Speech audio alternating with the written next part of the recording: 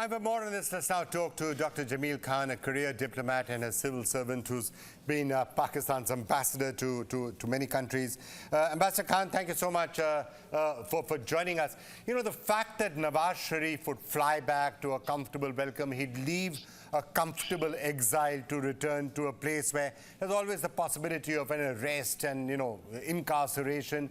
Do you think there's some sort of a deal that was probably struck behind the scenes to enable this? It's very difficult to identify that, but yes, for Nawaz Sharif, now the ground is quite favorable, and that's why perhaps he could come back. We can define it from the other angle also, that once he went on self-exile, what were the grounds at that time and what kind of a conviction he had at that time, that is to be examined. And now, once he has come back, perhaps those circumstances and those that atmosphere does not exist at this point in time. But at the same time, whatever relief he's getting through the courts. Now, there comes another question: whether the courts at that time, once they convicted, what were the grounds? Did they have a proper evidence, and did they run the proper trial? That's one question. And the second question, while he's getting relief, are the courts doing its due diligence to give him relief? So these are the two questions. If you allow me, I'll go ahead with the first and second one, just in 1 minute each or 2 minutes each for it.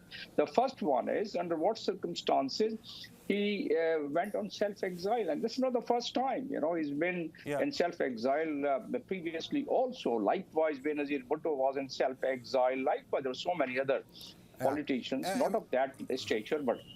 Ambassador Khan, we will get into the details of some of this a little later. I just actually wanted to ask you, given that elections are coming, where do you think the army is more favorably inclined? Is it more, I mean, Imran Khan obviously has got his own legal issues. He's in prison right now.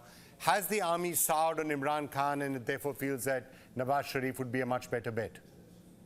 The army being one of the institutions, as a matter of fact, and one of the facilitators, including the facilitation of the investment cell. So that becomes, obviously, we cannot ignore the input of the army.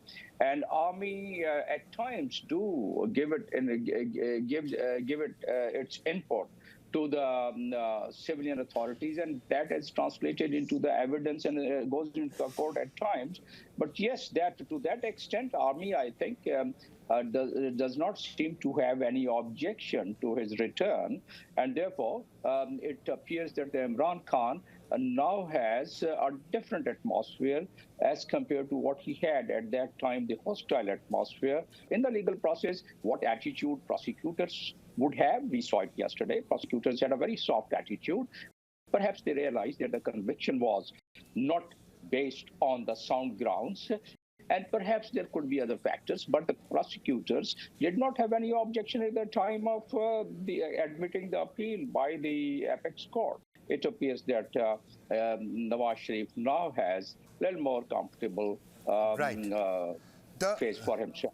The pitch that Nawaz Sharif seems to have come back with, talking about development, talking about peace with its neighbors, including India, saying that we need to have peace with India and with other countries to put the focus back on development. Given the state and the condition of the Pakistani economy and the situation that has been arising, do you think that's a message that will get a lot of traction in Pakistan now?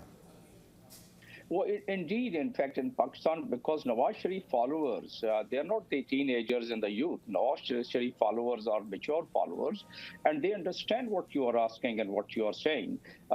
Basically, no country can prosper properly unless they have their international relations direction in the right direction. So Nawaz Sharif is known to be a person who is a little subtle and quite composed and comfortable in dealing with its neighbors, including India and other countries. So it appears that, yes, that would be one of the factors once he goes into the voting. And then once he arrived here, his first slogan was that he's going to set the economy right.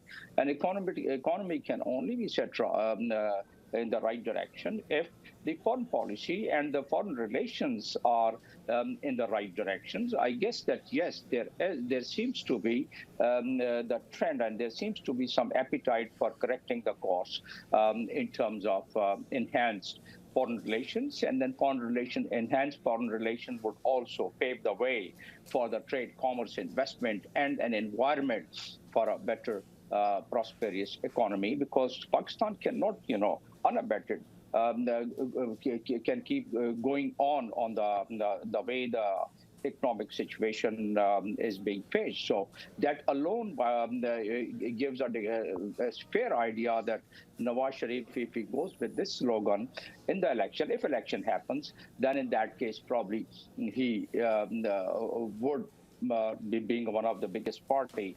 And not only Nawaz Sharif, but People's Party also has a better understanding about foreign relations. So they would be competing, but this time it appears Nawaz Sharif has an edge over other parties. Yes. All right, sir. Well, thank you so much, Ambassador Khan, for joining us with that perspective. Let's see how it all pans out in the next few weeks. Thank you for having me. Thank you.